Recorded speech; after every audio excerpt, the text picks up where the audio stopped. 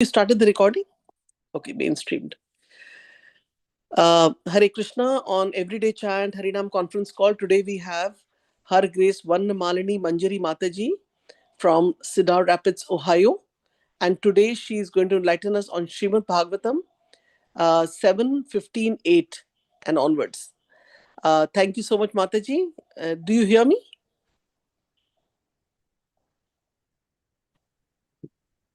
Yes, Mataji, Dandavat Pranams. Good to see you on the call. Yeah.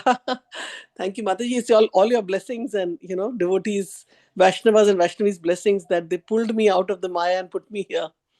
Otherwise, maybe, I wouldn't have been here. So, Krishna's blessings, Srila Prabhupada's blessings. Yes, Mataji, please take over. Yes, Mataji. Hare Krishna. Om Ajnanatimirandasya Gnananjanachalakaya Chakshurunmilitam Yena Tasmai Shri Gurave Namah Shri Chaitanya Manobhistam Sthapitam Yena Bhutale Swayam Rupa Kadamahyam Dadati Swapadantikam Vandeham Sri Guru Sri Yutapadakammalam Sri Gurun Vaishnavamscha Sri Rupam Sagrajatam Sagana Raghunathanvitam Tam Sajivam Sadvaitam Savadutam Parijana Sahitam Krishna Chaitanya Devam Sri Radha Krishna Padan Sagana Lalita Sri Vishakhanvitamscha He Krishna Karuna Sindhu Deenabandho Jagatpate Gopesha Gopika Kanta Radha Kanta Namostute Tapta Kanchana Gaurangi Radhe Vrindavaneshwari Vrishabhanu Sute Devi Pranamami Hari Priye Vancha Kalpatarubhyascha Kripa Sindhubhya eva cha Patitanam Pavanebhyo Vaishnavebhyo Namo Namaha Jai Sri Krishna Chaitanya Prabhu Nityananda Shri Advaita Gadadhara Srivasadi Kaura Bhakta Vrinda Hare Krishna Krishna Krishna Hare Hare Hare Rama Rama Rama Hare Hare Om Namo Bhagavate Vasudevaya Om Namo Bhagavate Vasudevaya Om Namo Bhagavate Vasudevaya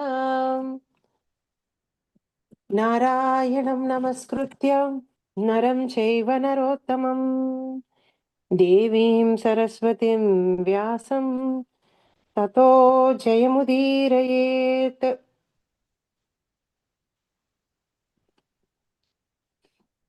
Hare Krishna. Once again, my humble obeisances to all the devotees on the call. Indeed, it was a wonderful chanting. The few minutes I heard, quality of chanting is very, very important to purify us. Being present in the mantra, thinking about the mantra all the time, thinking about Krishna and chanting is so, so wonderful. And there is no other best time than chanting early in the morning. Once we get used to chanting early in the morning, before the day starts and complete our rounds, whatever we have promised to Guru, and those who have to take initiation at whatever the number they have fixed. If we chant in the morning, and once we get used to chanting in the morning and we start tasting the nectar of that chanting, we will somehow or the other make our day so that we chant in the morning. So we are reading 7th canto of Srimad Bhagvatam, which is the last chapter. 15th chapter is the last chapter in 7th canto, where 7th canto starts with discussion between Narada and Yudhishthira. So Narada Muni explains the pastime of Narsimha, which covers a lot of portion, and then we see instructions by Prahlad Maharaj on different aspects, starting with devotion, Prahlad Maharaj being the pure devotee of the Lord. And we also see the appearance of Lord Narasimha, who appears from the pillar to give protection to his devotee. And devotees pray to Lord Narasimha to remove all the obstacles on the path of their devotional service. So whenever we think that we are lagging in our bhakti, or when we are getting carried away by the material world, we can take shelter of the lotus feet of Lord Narasimha, pray to him to remove obstacles. Most importantly, taking shelter of Guru helps us. Guru Nishtha helps us to go forward. And then the instructions continue. So we also should know how to take advantage of the devotees when they are present, and especially self-realized souls who can enlighten us with everything. So Yudhishthira Maharaj asks questions to Narada Muni to get information on different things. And Narada Muni, being very merciful, being a spiritual master to many, he explains with in detail. So here he is explaining instructions for civilized human beings. So this is how a human being should be behaving. So he starts from gradation of brahmanas, like he will be talking about karmanista, taponista, swadhyayinista, and gnananista. How grihasthas should be performing the rituals, how vanaprasthas have to perform tapasya, austerity. So once we reach the age, after we reach the age of 50, we no longer, even our own spouse, we no longer think that we both are for each other's sense gratification, but together as we are going to practice austerities and elevate both ourselves in this life or to the next life where we can be pure devotees of the Lord. And brahmacharis, they devote their time in reading the sastras, and jnanis or the sannyasis who devote their life in cultivating the knowledge and bhakti.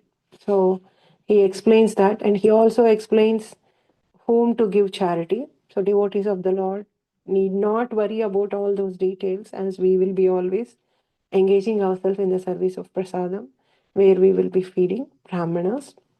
And he also tells the rules of like how many brahmanas you should invite for what kind of an activity, how many brahmanas, and you should not be you should not be inviting more and more than required to just show that you are opulent. So he mentions that, and he also mentions how prasada should be offered and how meat and all should not be offered. And now in the 8th verse, Narada Muni speaks about an important point. नैतादृशः परो धर्मो नृणां सद्धर्ममिच्छताम् न्यासो दण्डस्य भूतेषु मनोवाक्कायाजस्यहम्. No, never. Etadrishaha, like this, paraha, a supreme or superior, dharmaha, religion, nunam, o persons, sadharma, superior religion, ichchatam, being desirous of, nyasaha, giving up, dandasya, causing trouble because of envy, bhutheshu, unto the living entities, manaha, in terms of mind, vak, words, kaya jasya, and body. Yeah, which persons who want to advance in superior religion are advised to give up all envy of other living entities, whether in relationship to the God, words, or mind. There is no religion superior to this. Envy, greed, lust, anger, illusion, madness. All these are destroyers of our own life rather than anybody else. So most of the time we think that I'm using these to destroy somebody. I'm so angry at somebody that I'm going to use my words or my actions to show that, and I'm going to show him his place. But unfortunately, we forget that. And when we exhibit these emotions, we are showing where we are standing rather than the other opposite living entity. And especially in this verse, Narad Muni is advising to give up envy in relation to body, words, mind. So envy should go away from everywhere. If we cannot give up on envy, then however great we are practicing our devotional service, we will be pulled down by our own envy. Envy is a very, sometimes it makes us feel that it's so genuine and so righteous to have it. And that envy goes to the extent of envying the Supreme Lord also. So I come across many times, many devotees who are envious of Krishna. Why only Krishna? Why Krishna only has to have everything? So, and not accepting Krishna as the Supreme Personality of Godhead itself shows that we are envious of Krishna. So Prabhupada once was traveling in New York, and then Prabhupada said to all the devotees, all these people are envious of Krishna. Then one of the followers, disciples asked, they don't even know Krishna. How are they envious of Krishna? Yes, they not knowing Krishna is kind of an envy, because when there is a supreme God, supreme personality of Godhead, we need to know about him. Many people don't want to know about God or accept God because they don't want to accept anybody supreme than them. So envy, to that level it goes. So some of us may be not envious of Krishna, but we are envious of our friends, family, devotees around. So we always think that most of the time we don't become envy of people who are out of our scope or league. Like, let's say, people generally don't become envy of like, let's say, king of the country, or like president or prime minister. Generally we don't go to that level to show our envy, because we think that, oh, they're out of our reach. But we show envy among our peers, like, who we think that they should be on the same level as us. But if they are a little bit more than us, then we are unhappy. So we don't show envious to those who are very low in any of those things than us also.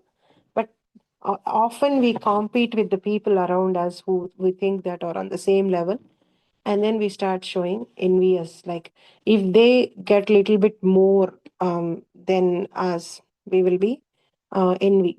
So we want people to grow, but not more than what I have or what I am getting. Then we start feeling envy. And this enviousness also among the devotees, when devotees are also, if any other devotee is progressing than us, doing devotional service, not only on the material things, even on the devotional service, that envy is very much seen. Like, we get envious if somebody is progressing in the devotional service more than us, chanting more, or doing services more, or getting recognized more, or any other way. Like, anything can trigger that envy in us.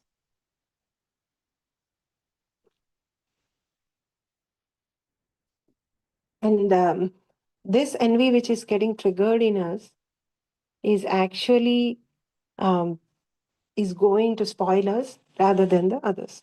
And the typical example of envy is Duryodhana. Duryodhana was always envious of Pandavas. There was no need for so many things for him to do in whatever way he has done. But if you see the conversations he has with Karna or Dusyasana and his father, he, after that Indraprastha, after going after a Rajasuya Yajna by Yudhishthira, he comes back home. He comes back home and he is like so restless, because Yudhishthira has all that wealth, all that recognition, all that position. Um, so we people and he gets so envious, and there was no reason for him to do whatever he has done other than his envy. He just want to pull them down. So in the process of pulling them down, he himself goes down, and he and his own family, he becomes the cause of destroying the entire Kuru Vamsa, all the friends who has dependent on him, all the friends who supported him, all his family members. Many people come and give him advice that whatever he's doing is wrong, but his envy blinds him so much that he cannot see what he is doing right or wrong. And we also get envious when somebody is having more wealth than us, more fame than us, more position than us. And then we start thinking that, how they are getting what they are getting, or we start belittling their things, saying that, oh, they're being lucky, or they're not that great. Like, let's say if somebody devotee is getting praised for something, we will just immediately show the fault in that devotee, or we will say that, oh, anybody can do that. If there is a if I am in that position, I will also behave like that. So we immediately belittle. We won't wholeheartedly appreciate the greatness in others, or appreciate the things that they are having and they are using it for Krishna. That appreciation does not come naturally or even forcibly to us, because we are full of envy. So envy we get seeing the material positions, and also the the spiritual. Sometimes we see this. So the reason for envy is competing with others. So we think that we are all living in the same place, same situation, same circumstances, same time span. So things should happen to us all in the same way. That is what generally we think.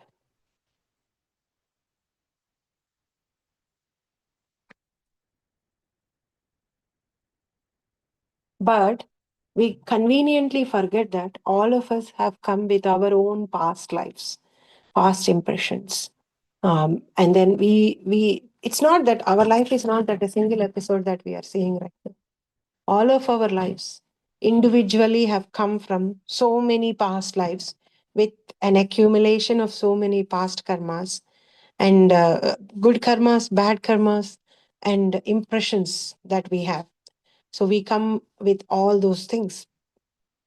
And then we conveniently forget all those things, and we think that either Krishna being unfair, or things are being unfair to us, and we start feeling envious.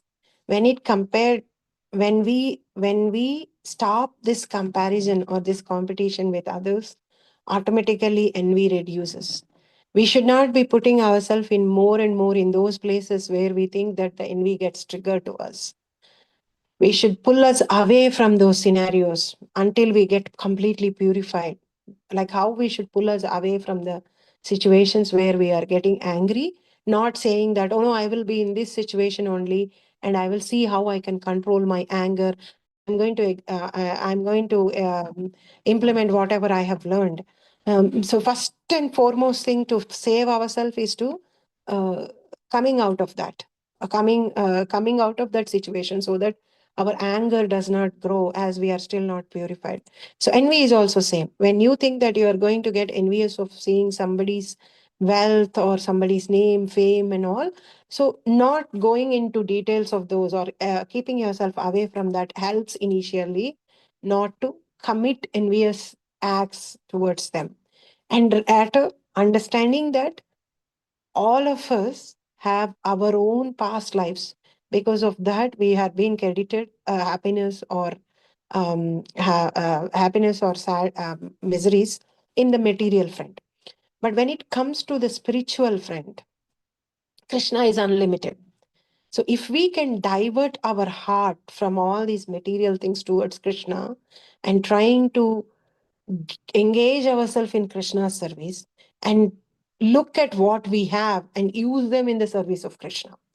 So most of the times we don't look at what we have. We compare ourselves, and we compare and see what others have. And we try to inculcate those habits or those things or those skills, to thinking that Krishna is getting pleased by those things. No. When we use what we have in the service of Krishna to the fullest, Krishna gets happy. And a typical example that we see in Ramayana is that when they are building the Setu, all the monkeys and then the bears are all bringing big, big stones and putting for the Rama Setu. There was a squirrel which was only putting sand, and a squirrel can only put one or two particles of sand.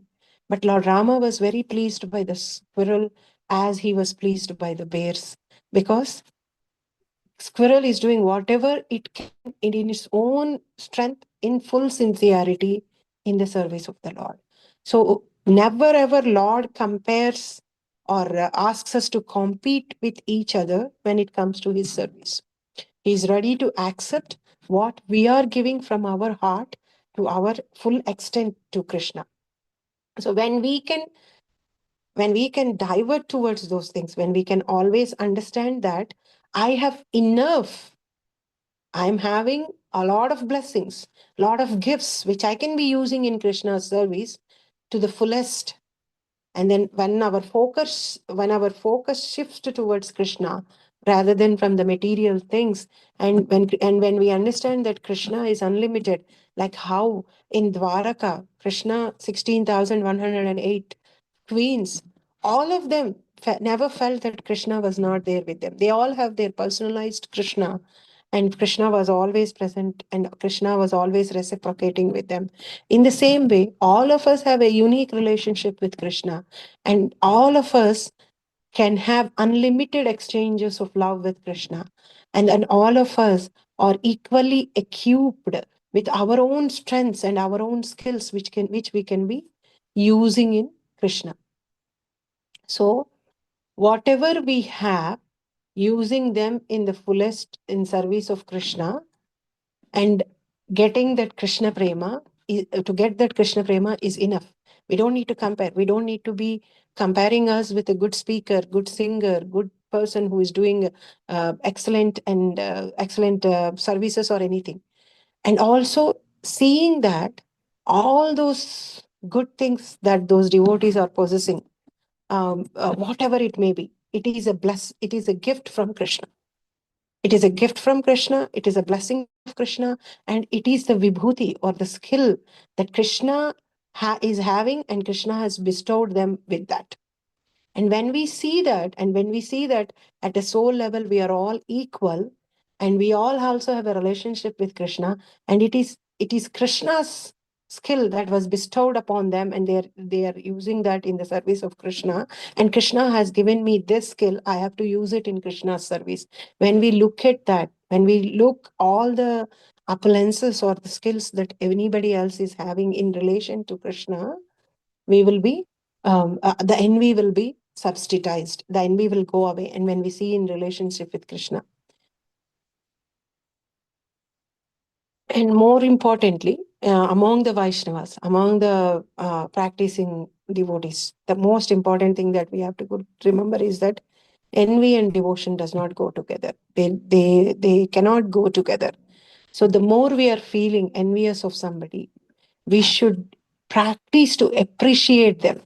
Initially, that appreciation comes like, um, uh, the other day when we are talking in our session, this was the question put by one Mataji, saying that, Mataji, material envy is understandable. We understand that, okay, every one of us have our own past karmas, things happen according to them. But when it comes to devotees practicing, sometimes we get envious of other devotees progressing faster than us. How do we grab this one? How do we control this one? And that was such a wonderful question. And on top of it, somebody, when I said the answer that, okay, you practice appreciating that devotee. When you practice appreciating that devotee, slowly, that enviousness will go away. Then the immediate question I got, that is what is difficult. To appreciate somebody is what is difficult, and that too when you are envious, when you don't love them, it is even difficult. Like you easily appreciate your loved ones, your kids, your family members. Even a small thing, we try to make it little more bigger, and then we try to. But when it comes to others, uh, we don't do that. But even it does not come naturally to us if we try uh, appreciating genuinely, keeping anything away, appreciating genuinely the other devotee, that actually pulls us out of our own inferiority that we are having. And then slowly, instead of looking at the devotee with envy, we look at them with inspiration. Like, I want to take inspiration from them, how they are able to do what they are doing. How can I progress with what I have? How can I adapt that nature of not giving up, or nature of using their skills completely in the service of Krishna? How do I use them in the service of the Lord? Envy towards anybody is actually envy towards Krishna, because Krishna has blessed them with those skills.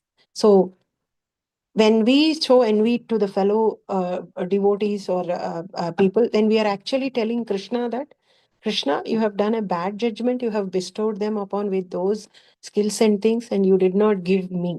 So we kind of show this attitude. So the most important thing to practice is like appreciating genuinely, even though it doesn't come naturally to us when we are envious, but understanding that it is Krishna who is bestowing those things, and it is Krishna in the center, and it is those skills those devotees are also using for the pleasure of Krishna, and keeping Krishna in center helps us. And also taking inspiration from them, looking at their services, getting inspired instead of being envy helps us. And on the material front, we can easily understand that material strengths, material appliances, or material things are not going to do good to anybody, are not going to give happiness to anybody. Like a typical example is like when you go and tickle a kid, they will laugh. Like even adults will laugh when you tickle them. And generally, happiness is expressed in the form of a laugh. So we cannot say that that person is happy. That's a natural thing that when you tickle, that smile comes, but that's not the real happiness.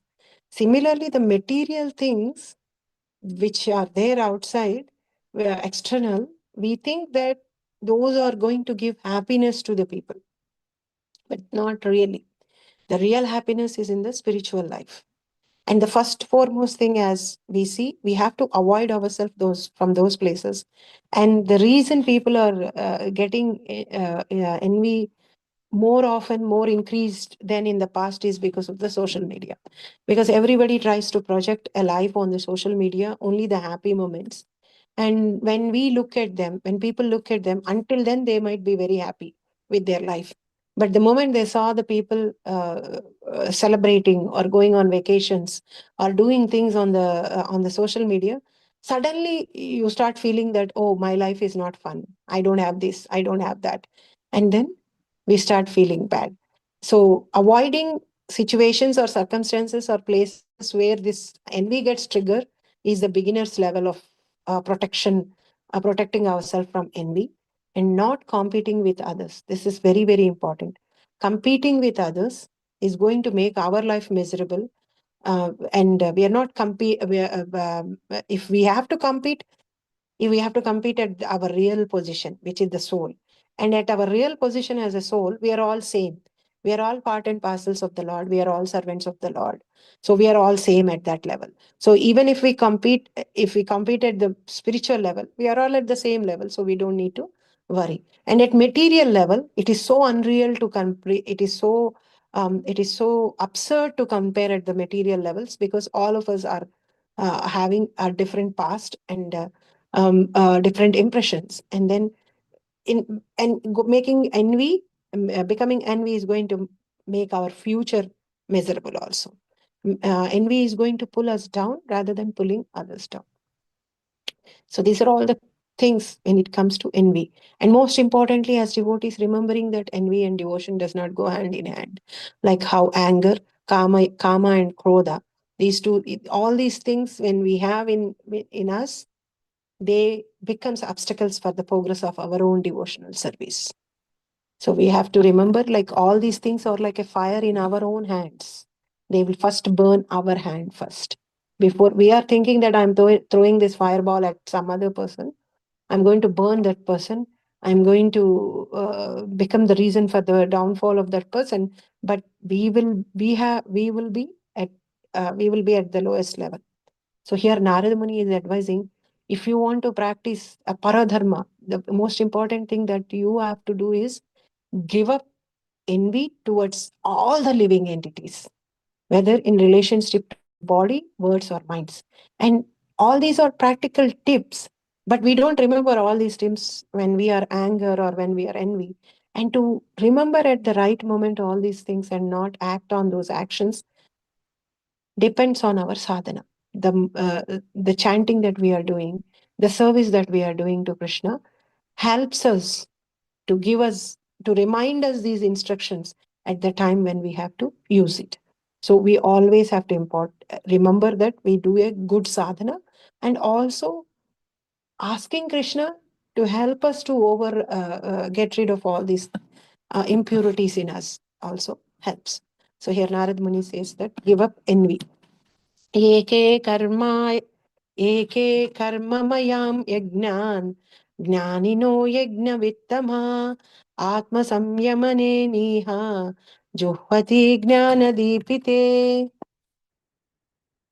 Because of awakening, AK, some, karmamayam, resulting in a reaction such as the killing animals, ignan, sacrifices, jnaninaha, persons advanced in knowledge, ignavittama, who knew perfectly well the purpose of sacrifice, atma samyamane, by self-control, anihaha, who are without material desires, juhati, execute sacrifice, jnanadipite, enlightened in perfect knowledge.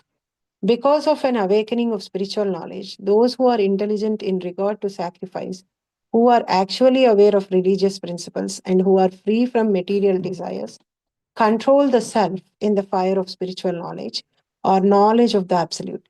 They may give up the process of ritualistic ceremonies. People are generally very much interested in karma kanda ritualistic ceremonies for elevation to the higher planetary systems. But when one awakens his spiritual knowledge, he becomes uninterested in such elevation and engages himself fully in Jnana Yajna to find the objective of life. The objective of life is to stop completely the miseries of birth and death and to return home back to Godhead. When one cultivates knowledge of this purpose, he is considered to be on a higher platform than one who is engaged in karma yajna or fruitive activities. So, in the eighth verse, uh, he asked us to give up envy. And this one here, persons who are advanced in knowledge, jnanis know well about jnana vittamaha and are free from material desires. Because the yajnas, the karma kanda actions done for the sense gratification, because Vedas have a list of activities that we can perform to attain anything in this material world. Even we can become Brahma, Indra, or go to heavenly planets, or become richest, or get so many, whatever the material appearances that we are seeking. If we have that patience and tolerance and we can determination, we can go and refer to the Vedas, which explains different processes that we can perform, karmakandic activities to attain those things. But jnanis, those who are self-realized, who understand that all those things are still material. Wherever I go, Brahma Bhuvana Loka, from Brahma Loka to the lowest Patala Loka, whatever the body that I take, it looks that I am enjoying, I'm taking a better body than human, or I may have a longer life. And then I have less miseries, because as we go up, miseries are going to be little less. But it is still temporary, and it is still in any of these lokas, birth, death we cannot avoid these miseries. And once our punya completes, and we cannot stay even a second there. We will get pushed from those. Kshine punya, the moment the punya reduces, we will be pushed to the material world. So these are temporary things, and engaging in those temporary things. The reason we engage in those temporary things is because we have so many material desires. We are so much attached to this material sense gratification, and we don't have the real knowledge. The reason we are attached to material desires and material sense gratification is because we are thinking, I am this body. I am this body, so I want everything with respect to this body in a way that I can enjoy this body and I don't have any miseries. So, this is actually ignorance, because we are not body, we are soul. And in this life, we took this body. And in next life, we are going to take another body. And we will have the same routine, what we have in this life, in the next life also. And we have been doing this in the past, in our past many times. So one who comes to know the knowledge that we are soul and who can control them, Atma Samyamana, who can control the self and who removes the ignorance, darkness by the Jnana Deepa, by the knowledge that is given in the scriptures, gives up all these karma mayam ignam. He gives up all these sacrifices which are aimed for the material sense gratification. Vedescha sarve ahameva vedya. Krishna says in Bhagavad Gita, 15th chapter, Vedescha sarvam ahameva vedya. So if somebody says that I have read all the Vedas, I have done a lot of austerities, I'm very religious person, um, um, I am great, or anything, his Krishna says like, if you are that, if you know me, Vedaischa sarvam, Vedaischa sarve ahameva vedya. I am the if you know me, then it is that you have learned all the Vedas. Vedanta krut ved videva chaham. Sarvasya chaham hrudi sannivisto matha smrutir gnanam apohanam cha vedaischa sarver ahameva vedya. I am to be known by all the Vedas. I am to be known. So the purpose of the Vedas is not to perform the karmakandic activities and elevate ourselves from a normal room in a jail to a first class room in a jail. We are still in a jail. We are still conditioned. Anywhere we go in this material world, in the 14 planetary system, we are still conditioned. So our goal should not be going to any of these things. So most of the times, we don't know what to keep as a goal and we don't work towards it. Many of us keep goal material things which are temporary and which are not going to give us real happiness, and we work morning to evening towards them. The real goal that we should keep in our life is that I want to go back to Krishna. I want to go back to my home, spiritual world, and attain my spiritual body where I am always Sat, Chit, Ananda. I don't have to fear about death or anything. And I am fully in knowledge. And I am in Ananda. I am happy serving the Supreme Lord. So that should be our permanent goal. That should, and all other goals, all other small goals that we are keeping should be around this goal. Like, okay, I have to go back to Krishna. I have to practice my devotional service to the fullest. For that, what I need, I have to maintain this body, because the body is the vehicle in which I'm going to perform activities to get the mercy of the Lord. So to maintain my body, what all the things that I have to do, and and how I'm going to, because I am not somebody who is at the level of complete sensor control and I'm in a grihastha, so I have to maintain my family. So to maintain my family, what to what extent I have to do. So in this way, we have to put all the other goals around keeping the main goal as the center. It's not that living a material life in the center is a main goal, and to make my material life happy without any troubles, without any problems, I take Krishna consciousness. I do devotional service. I don't want to fully become a pure devotee. I don't want to give my life to devotion or Krishna consciousness. Because I want to live my life better, I will be taking help of Krishna consciousness. If this is the attitude, then we are actually uh, not an intelligent person, because we have Chintamani, wish giving stone in our hand. And what we are doing? We are using it to open the shell of the peanuts, or we are using it as a paperweight. We are not intelligent, but we are thinking I'm very intelligent because I want to live a good material life and I'm Krishna conscious. I want to do that big for that. No, it should be the other way around. I want to have a Krishna conscious life, a complete devoted life to Krishna, but I have a material body and a relation and a grihastha ashrama. So I will do whatever is basic needs for this to maintain without disturbance, so that I can practice my Krishna consciousness. So Vedas have been divided into 4 parts, and the last part of the Vedas is Upanishads, where it tells about Krishna and how we can attain Krishna. So if somebody says that I am well versed with Vedas, um, then they should be knowing Krishna. The Vedas offer knowledge of the Supreme Personality of Godhead Krishna, and Krishna in his incarnation as Vyasadeva, the compiler of Vedanta Sutra. So Bhagavatam is a commentary of the Vedanta Sutra.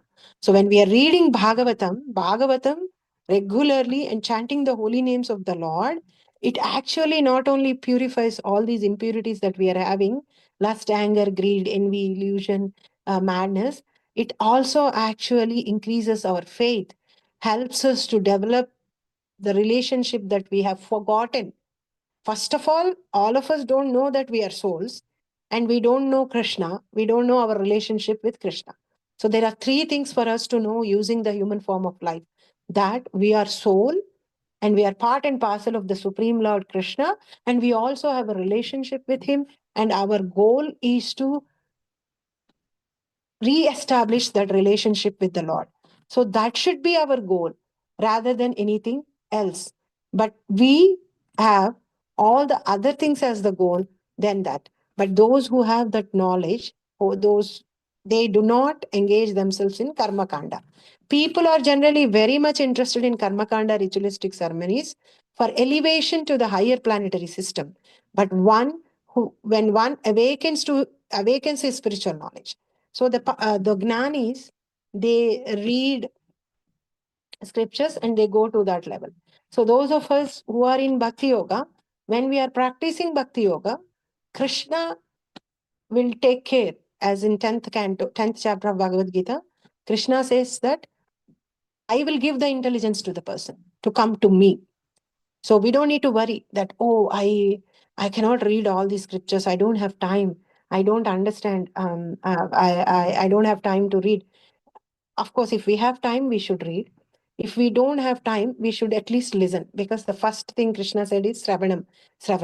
So, and then how I'm going to read, how I'm going to make time and read all these things. If we chant, if we engage ourselves in the bhakti, if we are doing any of the 9 processes of bhakti, Sravanam, Kirtanam, Vishnu Smaranam, Pada Sevanam, Krishna is going to give us the intelligence. Krishna is going to give us that buddhi, in which we can reach him. That means he is going to enlighten us from inside. He's going to make things so clear to us inside that whatever is mentioned in those Vedas, in those scriptures, will be very much evident, and we will be realizing that inside, that we will practice. Like a typical example, the story that we always see, there were 2 people, a Brahmana and a cobbler who was stitching the shoes. Narad Muni goes and to their place, and they know that Narad Muni going to visit the Lord, and they both of them ask, next time when you go and visit the Lord, inquire from the Lord when I am going to get liberated. Then he says, okay, I'm going to go and ask. And on his way to Vaikuntha, Narad Muni thinks that this cobbler is just stitching those shoes. And Brahmana looks like a well versed person. He might have studied all the Vedas, and he might be knowing about the Supreme Lord. So I think that Brahmana is going to get liberated faster. So he goes to Vaikuntha and he asks Krishna, who is going to, I'm really very curious, who is going to come back to you first? Then Krishna says that, oh, the cobbler is going to come back to me first. And then Narad Muni gets surprised by that answer. Like, how he can come? Then he says, when you go back, they're going to ask what Krishna is doing. And then tell them that Krishna is taking an elephant out of the hole of the needle. And you see the response. Then you will understand that who is going to come back to me first. So he goes, and then he visits the Brahmana first. And Brahmana says, did you meet Krishna? Did you ask the question? What is Krishna doing at that time? Then Narad Muni says, Krishna is taking an elephant out of the needle, a hole. Then the Brahmana gets up furiously, and he thinks like, do you think that I'm stupid? Just because I ask you to go and ask something to Krishna, uh, how can anybody take an elephant out of a needle out of the needle's hole? And then Narad Muni understands. Then he goes back to the cobbler and he says, the same conversation happens. And he says to him that, what is Krishna doing?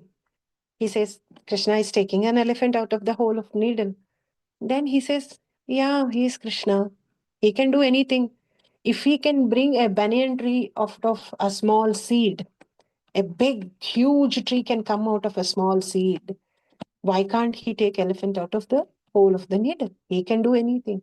So knowing Krishna, Janma karma chame divyam evam yo veti tattvataha, one who knows my Janma, one who knows me, one who knows my karmas, one who knows me, they will not take birth again. Krishna says in 4.9.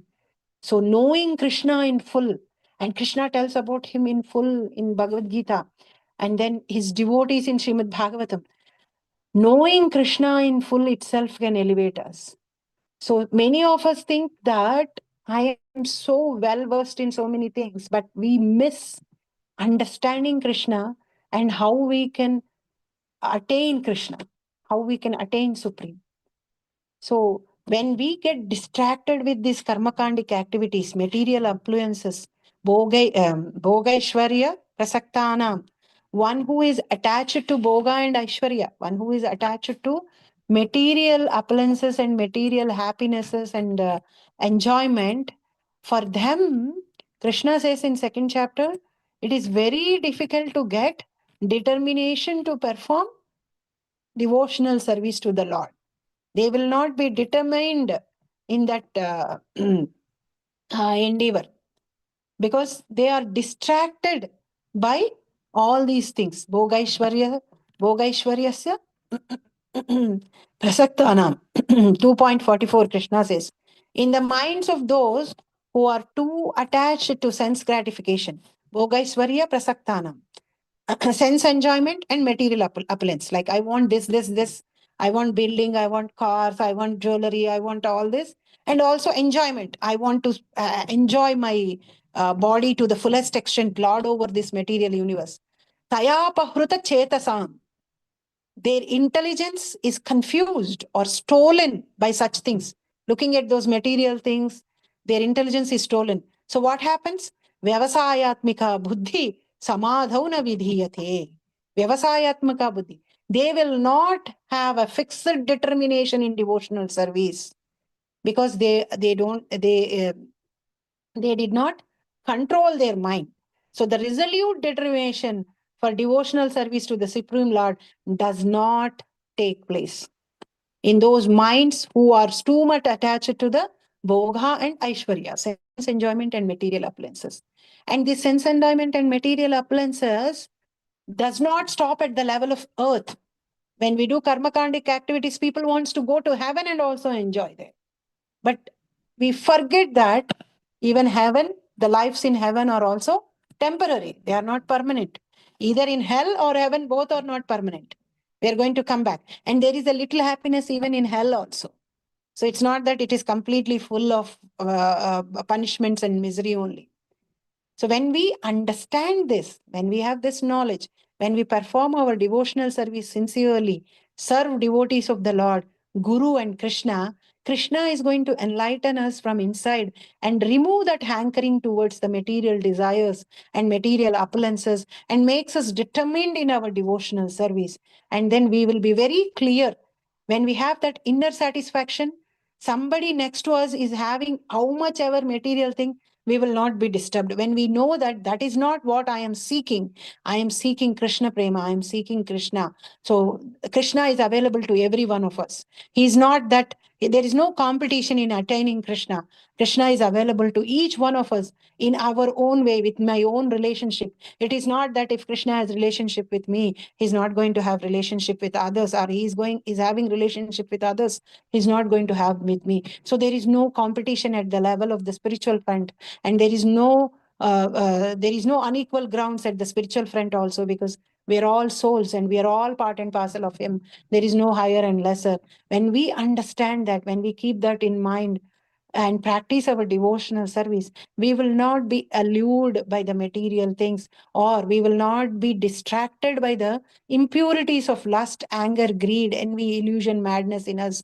There is no other big enemy than all these six when we keep them in our mind. And remember that our mind is a place where we have to use it, we have to control it and use it in the service of the Krishna. And let's not keep all these unnecessary things in our heart where we can creep Krishna. So when one awakens his spiritual knowledge, he becomes uninterested in such elevation and engages himself fully in Gnana Yajna to find the objective of life. The objective of life is to stop completely the miseries of birth and death. So the objective, the goal of the life is to go back, return to God, return to our home, return home, back to Godhead. The goal of the life is not to become materially rich and enjoy this material body, because we kept our goal long and we think that that goal is going to give me the ultimate happiness. We are always unhappy in this material life, in this material world. When we shift our focus towards the real goal that we have to kept, and when we understand that Krishna is unlimited and Krishna is always available to us, and then we will find that inner peace.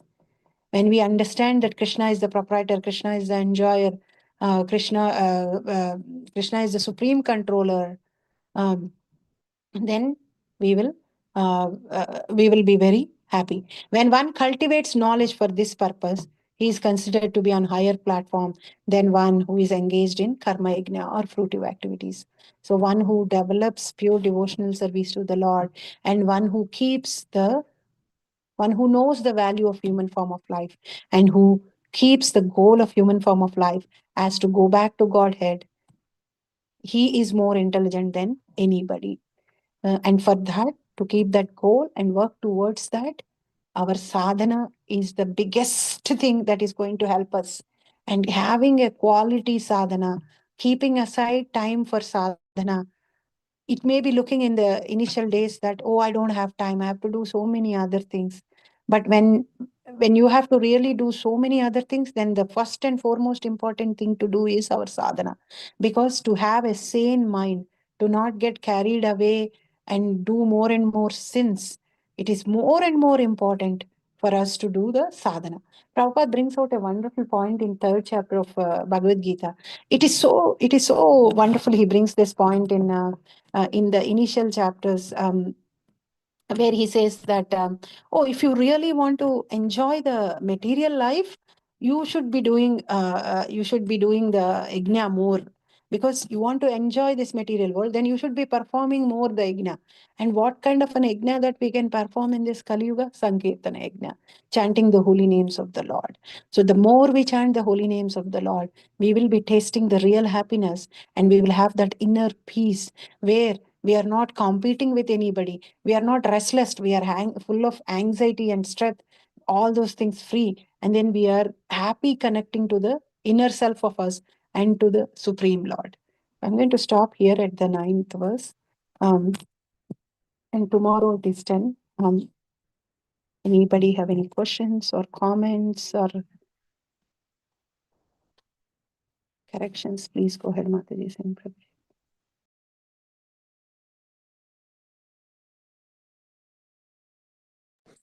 Hare Krishna Mataji, Mandarat Pranam. Shri Prabhupada ki jai, Guru Maharaj ki jai. Thank you. Very nice class, Mataji. And especially stressing on enviousness. I was looking forward to hear about that because there is no substitute for it. And I've heard it on the classes here before. But, we have to reinforce ourselves to not be envious in this life. So thanks for emphasizing on that, Mataji. So I would like anybody who has any questions can go ahead and ask Mataji. Hare Krishna Mataji, Dandra Pranam, this is Padmini Radha. Thank you for such a powerful class and with so many reminders. I love starting my day with these classes because, as you said, the best time for chanting is in the morning. So is I feel listening to this nectar from Bhagvatam. And devotees realizations and questions, they are really helpful because it helps you set the mood for the entire day. So thank you for always, giving such wonderful, powerful classes. Mataji, I don't have a question per se. I just have a little clarification. Is it a correct understanding that we are aspiring? I am an aspiring devotee. Um, so when I experience envy, is it because I'm not in the mode of goodness? So my basic question is that when we experience envy, is it because we are not in the mode of goodness? The reason I'm trying to seek this clarification is because as aspiring devotees, we try to practice being in the mode of goodness. Is it then is it that we experience the feeling of envy because of the other anarthas that we have in our heart, or the other Bhagavad impurities in our Gita, mind? Bhagavad Gita says envy is in mode of ignorance. So if we are feeling envious, we are actually in mode of ignorance. So we have to give up envy if we want to practice Krishna consciousness to be in mode of goodness.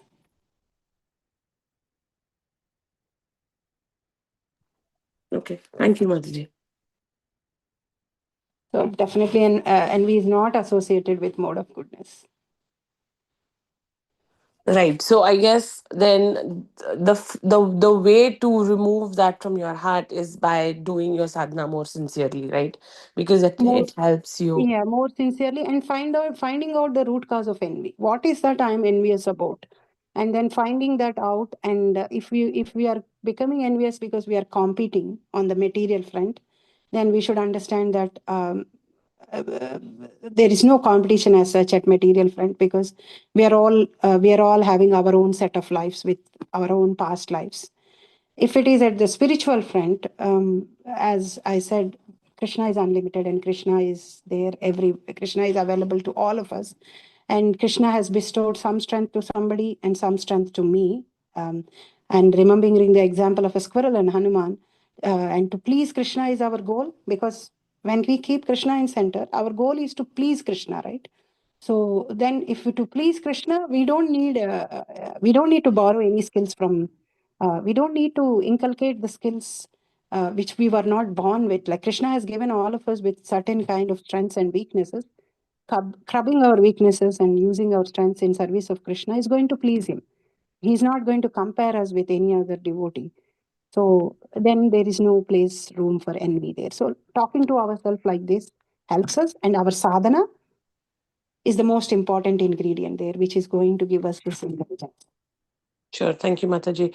Just a follow-up understanding. So, is it in your experience? Do you think aspiration could lead to envy? Because so it's precisely my question is coming. Sometimes I could think that oh, this devotee does such wonderful cooking, so I may aspire, but I don't know if it is an aspiration to be like her. So I don't know the root cause of that. Is it coming No, because I'm then envious? that is inspiration, right? Like you are getting inspiration, we can always take.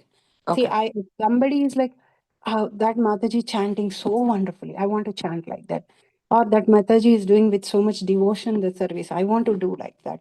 So those are all inspirations that you are getting inspired. And then you are not belittling her service or saying that, oh, she's doing because she has that, otherwise I. No, you are praising her also, appreciating her service, and you are desiring to become like that, getting inspired. So that is always good, because those kind of goals we should keep to go out of our comfort zone and get. That is what the association does for us, right? Like we learn from each other. So but again, see, if I cannot sing and I am aspiring to be a best singer, who is there, then that goal seems so unrealistic. So we Mm, need to identify our own strengths. We may be good at something else. So what I am good at, I'm going to use that sincerely in the service of the Krishna. So doing what we are good at, in doing that sincerely in the service of the Krishna, is equally glorious as somebody who is a best singer or something else. So knowing our strength is very important. Not keeping unrealistic inspirations is also very important. sure. Thank you so much, Mataji. Hare Krishna. Hare Krishna Mataji, Dandavat always to Sri Prabhupada. As usual, it was a very powerful class, as Mataji was, Padmini Radhavataji was saying. It is so important to hammer in our mind that with the right purpose of life, so that we do not fall prey to the Maya. Yeah, it is so important, and because even if our sadhana will be always weakened and always will be tested by the onslaught of Maya, because we are in that and we are not very pure. So it's very important, yes. And whenever such things come, one thing I remember Krishna's words. यही संस्पर्श जब का दुख जो नहीं होते, and you said Bhagavad Praskrita, it is they are so relevant, and this is all temporary. Adyantavandam konteo. So very important to remind ourselves. And about that Ashua, Mataji, that enviousness. Which verse is it? Does it? I know that it says Krishna says about Tamaguna, Tamaguni person. That is Ayukta Prakrita Stabda Shatho Naishkritika also Vishadi Dirgha Shuttisha Karta Tamasam Uchate. So like Tamasic Karta, Tamasing actor, he's Ayukta, he's not connected. So, but he doesn't talking about Asua, but yes, envy is part of the 6 anarthas, which you need to get rid of to come to Satagun, because Satagun is Anasua. So which verse is that Krishna refers to the this one, Mataji, the Ashua, that is envy?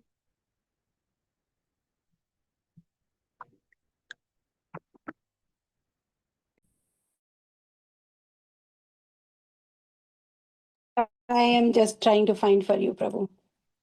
Yes, it comes in the 14th chapter with the 3 modes of nature and beyond that chapter. In the 11th canto of Srimad Bhagvatam, where it comes. Oh, Yeah. that is yeah. So I'm trying to find because in the Buddha Gita. Yeah. If you can give that is very nice. Sure. Otherwise, I'm trying to find out more. I will. I remember reading in Uddhav Gita, so it's not associated with. Okay. So text 23 of 11 point. Just a second. 11.25.23. 11.25.23. Yeah, a work impelled by violence and envy is in the mode of ignorance. Oh, okay. Madarpanam nishpalam va satvikam nija karmatat rajasam phala sankalpam himsa prayadi tamasam. Okay. So Hare Krishna. Thank you. Prabhupada translates himsa prayadi, done with violence and envy. Adi, because he says himsa adi. So he puts all the 6 in that, and Prabhupada translates it as done with violence, envy, and so on. Tamasam, in the mode of ignorance. Oh, okay. Mm-hmm. Yes, it is the root of the all anarthas. The envy is the one. Yeah, we are here in the first place. Yep. Yeah. Yeah, your explanation is perfect, that we are here because of our karma, and accordingly we will be getting, that is karma karane karya karane kartite hetu prakriti purusha sukha dukkha nam bhoktitta. Whatever Purusha has done, accordingly he will do the bhog. You done good, you will be in good place, good situation. Otherwise, but in any situation, Krishna consciousness is the answer. Hare Krishna Mataji, thank you for your wonderful class. Please grace us with your lectures and your association in the future. Hare Krishna Mataji, this is Geeta. Hare Krishna Mataji, Dandavat Pranam. Dandavat Pranam Mataji. Thank you so much for this beautiful class. Very informative. I just wanted to confirm, did you say that all souls are equal? I wasn't sure if I heard it correctly. When we look at soul, we are all equal. We are all part and parcel of the Lord. We are all servants of the Lord. Right. So at the soul front, we are all made of same thing, spiritual sparks. Yes. Yeah, but in terms, some may be more elevated than the others. Like, yeah, That yeah, at the progress level it is different, but our constitutional position, our position with respect to Krishna is same. Like we are all his servants. We are yes. all Uh-huh. part and parcel of him. So Okay. we all have, some may be progressed, but we all have in any life, in any situation, equal opportunity. Like we may be very fallen, like we may not be as advanced as others, but this moment, if we realize and we surrender to Krishna, we will be immediately elevated. So it's just a matter of second surrenderance, and then Krishna will take care of it.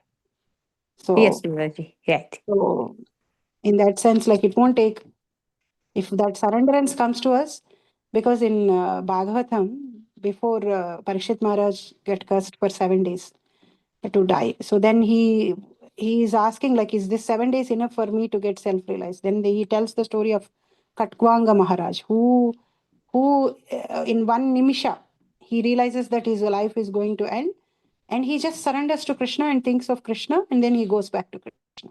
Antakale cha smaran mukta. If we think of Krishna at the time of the death, we are going to go to Krishna.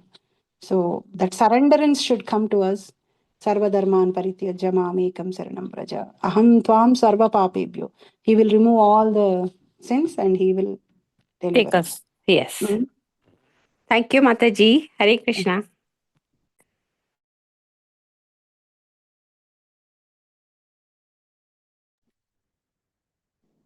Hare Krishna Mataji. So all the other anarthas also, like lust, anger, Mm. greed, do they all also fall in the category of how we take these five together?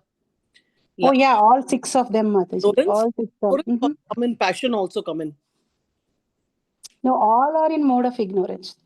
Okay. Like they are all, see, all these things. Yeah, anger when used for Krishna, like how Hanuman has used, it becomes different. Lusty about serving Krishna, then it becomes default. But when on a material front, all these are enemies, our own enemies. Lust, anger, greed. So Mataji, sometimes if you look at our life and we see that yes, the grahasthas are. I'm just talking about like I'm only referring to my own self. We look at a thing like, oh, the grahasthas are both husband wife are into Krishna consciousness. They're doing so nice services together. Then we see brahmacharis, so nice. They are living in the temple, and so nicely they're serving. No restrictions. Their family might not be Krishna conscious. And then what happens is we see our condition where there's not so much support. The support of the daughter is there, but daughter is gone, is not staying with you. uh, and then again you're in a pool where there are people around who are not favorable to Krishna consciousness, and still, so then you feel that like uh, even if we don't want, the enviousness creeps in. But this is in reference Yeah. to not being Yeah. able to do like the grasthas or the brahmachari. Now, is this a bad kind of enviousness to have, or is See, it good? it's not good because it's not going to do anything to us. Because the more we are worried about how others are able to do, I am not able to do. Yes. It's not going to take us anywhere. It rather than it pulls us even more down because we are filled with dissatisfaction, and we are still Mm. focusing on the problem, right? Like, oh, I don't have this. Rather than that, if we can use that thoughts, energy, thinking process, Mm. how I can best use of what I have. Mm.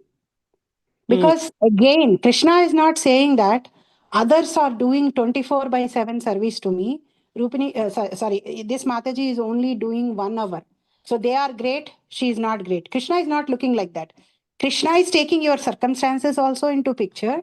And within these opposite circumstances, if somebody is able to still focus and do, Krishna is even more pleased. Like in a challenging environment, you are doing. When everything is going good and you are doing, that is also good. But when doing it in a challenging situation is even more tougher So effort is more, that desire to become Krishna conscious is more, determination should be more, so many things should be more. So Krishna is even more happy. So the goal is to please Krishna. And Krishna is saying that I will be pleased within your own sincere effort, whatever you can do. I'm not comparing a Hanuman with a squirrel, Krishna is saying. So then when Krishna is not comparing, why should we compare ourselves with others and worry that we can always have a desire that I want to do more, Krishna, to you. But again, more thinking, I want to do, the thinking should be that I want to do more, competing with ourselves, not with others.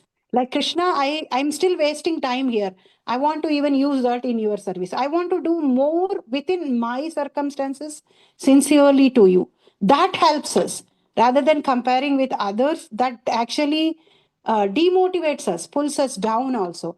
Appreciating them, that were very nice, wonderful, and doing whatever we have in our own situations and trying best what we can do within.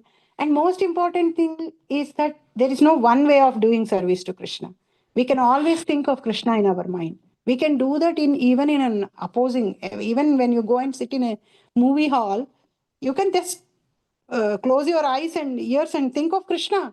You don't need to see the movie also. So for thinking about Krishna, any environment is conducive as long as our mind is under control. So we don't need to worry. And then because so many times we cannot change our circumstances so easily. If anything we can change, we can only change ourselves.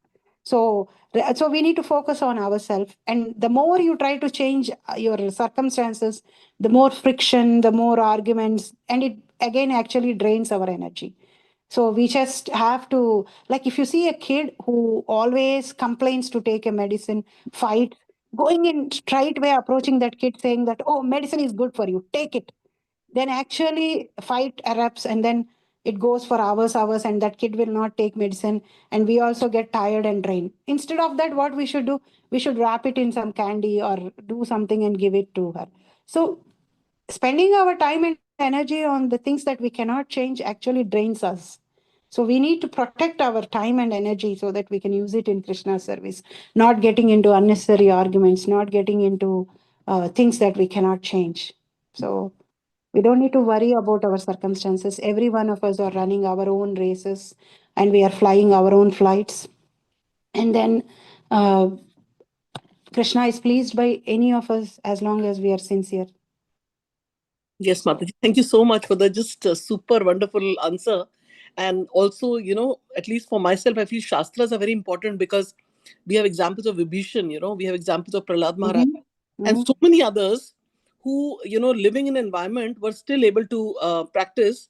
And like you said, so wonderfully, in a very simple line, that just by remembering, in a circumstance where there's some argument going on, or some people are like troubled by something. And sometimes what happens that, in circumstances we are, it's more favorable for us to preach because we already seen the environment. And there are circumstances in family sometimes where they're not like, it's not like they don't want you to follow, but they don't value. That's the thing. They just want to live in ignorance and don't want to value that, she's chanting, she's doing this, she's doing that. So then, of course, association of devotees is important. And then, you feel that, that thing comes in the mind that when will they become, why they're not, but it's not in our hand. It's And not. the most important thing people say in the flight, they say you buckle yourself first and then buckle the children, right? So I know we worry about them, but after some point we should stop worrying about them because our relationship is only for, I mean, when I say this, it sounds like little harsh, but at the end of the day, all of us are coming with our own past impressions and past karmas. So there is so much unknown to us which we cannot change. It's so difficult to change. And so we should understand that. We should understand our limitedness there. And then we should move on with what we are doing because whether they appreciate or not, Krishna is going to appreciate. So our judge all the time is Krishna. So Thank you so much, Mataji. And Mataji, one more, I'm requesting one prayer actually for my sister's son who about 25, and he is having a lot of skin problems. He's a student. He's studying in New York, and of course, he's not following the regulations because the parents have not enforced. My sister and brother-in-law, and he's in the circumstances. And his name is Vishal Dubey. And I saw some pictures which were quite horrifying, where face has got all these different skin problems and everything. So, how, as a practitioner, as a servant of Krishna, how we can, of course, our mind, we are practicing, so we follow the bhav, or at least we do have that bhav, that paro dukho dukhi, like we are seeing someone Mhm. and we feel unhappiness inside. But sometimes, we feel, oh, we can't do anything. Of course, devotees will say chant for that person, pray for the person. But is there anything that the person who's facing the skin problem and other problem can be directed in a light way? This is just, I wanted to, my mother wanted to ask.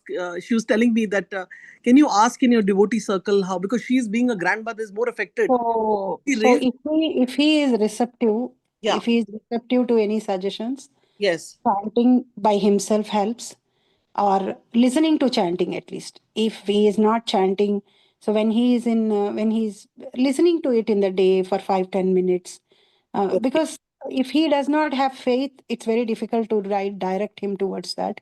But if he has faith, asking him to chant helps, and then praying for himself, listening to it, and eating prasadam, at least a little bit. Water is also a prasadam. He can just take water and offer to Krishna and drink it. So eating prasadam, and as a family members, actually that is the only solution, chanting. Because if somebody is very receptive, have faith and all, we can talk more on that. But even in that situation also, chanting helps. So chanting is the one thing that we say. But asking him to drink at least a water offered to Krishna, I don't know his circumstances, so okay, I'm not able to comment in full length for that. yeah, But like, the simplest thing, everybody drinks water, and water cannot be polluted with anything, like plain water. So yes, plain water, offering it to Krishna and eating. Fruits, whenever he wants to eat fruits, offering it to Krishna and eating. hmm, That offering food, eating, and then of course he might be consulting doctor and taking whatever is needed for that, right? So that he might be doing already. And on top of it, praying to Krishna, praying yes, to Lord Narsimdev, chanting Narsimha Kavacham or Narsimha Arati, that helps. Many devotees with respect to health pray to Lord Narsimdev. So yes, Mataji. So the child is actually not a vegetarian also. yeah, Yeah, that's okay, Mataji. Fruits everybody eat, right? yeah, yeah, yeah, yeah. And Okay. water everybody drinks. So Just a so we picture of cannot we Krishna and cannot then offering fruit and water and things like that. yeah, just a banana you take, Yeah, you don't need little big effort. If you can eat banana, just offer it and eat. yeah, Like, okay. that's it. Hmm. Yeah, because sometimes, when we ourselves feel, how can we, like being in the family, he's my nephew, and he's already seen, oh yeah, Masi is doing this and that. So then, uska koi value, like I said, family people are favorable, but Mm-hmm. want to live in ignorance only and not bother what me, my daughter, or others who are little bit my mother chanting are doing. They don't have. Mm-hmm. Yeah, so thank you so much, Mataji, for this answer. I will try to convey to the mother a little bit. Very Yeah. simple, like water and all like that. And Yeah. if the devotees on the call can please pray for him for his good health. And maybe, if everybody can chant for him. I'm sorry being selfish, but being an aunt, I feel that, I don't know whether I should ask everyone to chant for him. Um like, is it possible?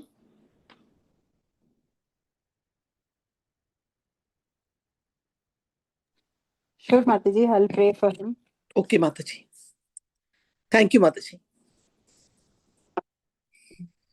Because sometimes, Mataji, we have no other, of course, Krishna is there, our guru parampara is there, but sometimes we feel that, we have no one else other than the devotees to tell. There's no one else, because, devotees are talking to us, they're interacting with us. So, and we don't have so much trust at that time on Krishna also. Yes, Mataji. Thank you so much for the answer and your prayers. So, if anybody has any question, comments, they can go ahead. Otherwise, we can end the call. And I think Mataji did 2 verses, 8 and 9, right? Yes, Mataji. 8 didn't have a purport, so 8 and 9. Yeah.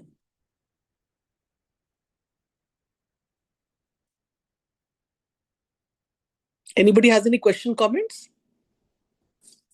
8 people on the call. Otherwise, we can end.